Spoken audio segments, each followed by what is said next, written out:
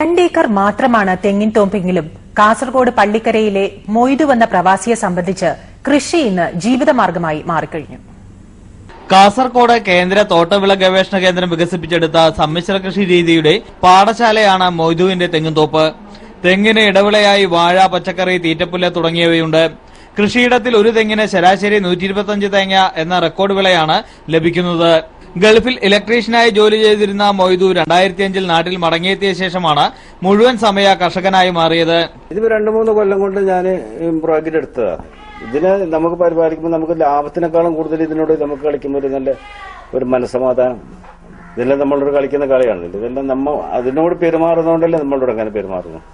പൂർണ്ണമായും ജൈവരീതിയെ അവലംബിക്കുന്ന മൊയ്തുവിന്റെ പിൻബലം കന്നുകാലി വളർത്തലാണ്. HF ഇനത്തിൽപ്പെട്ട 10 പശുക്കളാണുള്ളത്. വാഴയാണ് മറ്റൊരു ഇടവിള. പാട്ടത്തിനെടുത്ത ഭൂമിയിൽ പച്ചക്കറിയും കൃഷി ചെയ്യുന്നു. കാർഷിക മേഖലയിൽ പിതാവിന്റെ സഹായത്തിന് മക്കളുമുണ്ട്. പ്രവാസ ജീവിതം ഉപേക്ഷിച്ച മൊയ്തു ഇപ്പോൾ നല്ലൊരു കർഷകനാണ്. ഒപ്പം തന്റെ അധ്വാനത്തിന്റെ വിജയം കണ്ടതിന്റെ ആഹ്ലാദത്തിലും. ക്യാമറാമാൻ ബിജുവിനോടൊപ്പം KV ബൈജു, സൂര്യ ന്യൂസ്, കാസർഗോഡ്. വാർത്തകൾ